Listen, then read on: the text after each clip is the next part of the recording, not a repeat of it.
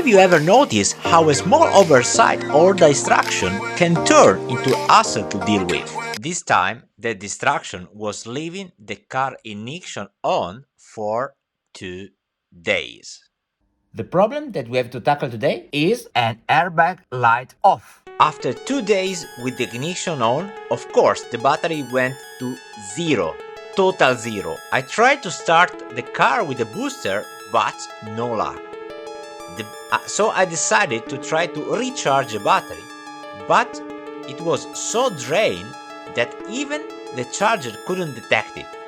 So I had to come up with the idea of connecting another battery in parallel to get the charging started, which lasted 2 days. Then, with the battery full of juice, the engine started immediately, but on the cluster, the airbag light went off.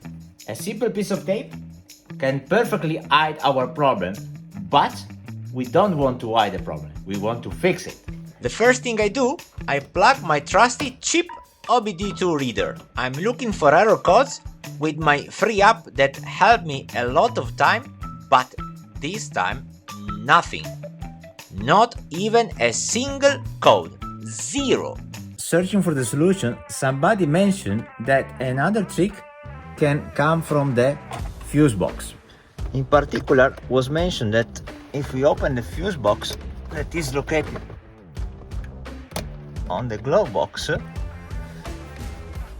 there are 2 fuses that can be interesting for us. And here I have the detailed list of the fuses. However, there is fuse number 11 that is dedicated to the airbag, but this is not the one that we are interested about.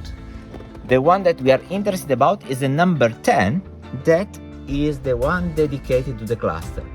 So now we will try to remove fuse number 10 and let's see what's happened. the fuse number 11 is that one. We want to take out the number 10. It is this one. Let's pull it out. Let's see what happens without this small fuse. And you see, light is off, but because this fuse is really shutting off the light. So this is not a fix, this is a trick. We found a trick that can hide the light from the dashboard, from the cluster, but before giving up, there is one more thing that I would like to try to do. A lot of people say that if you disconnect the battery terminals and then connect them together, you can completely drain the electrical energy from all the circuits, thus resetting all the errors. Well, honestly, I don't have much trust in it, but at this point, try won't hurt. Finger crossed.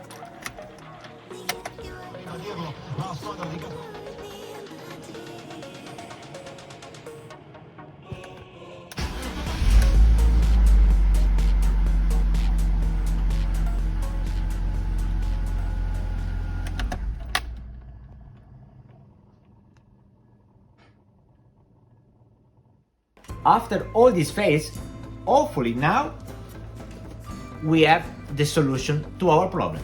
I just bought a brand new OBD diagnostic tool that is expected to connect with all the ECU, all the control unit of the car, and we should be able to access to also the SRS one and be able to reset the airbag light finally.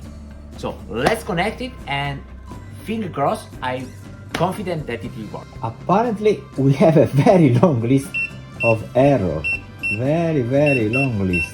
And you see, power supply, let's clear all of them and let's see if it will work.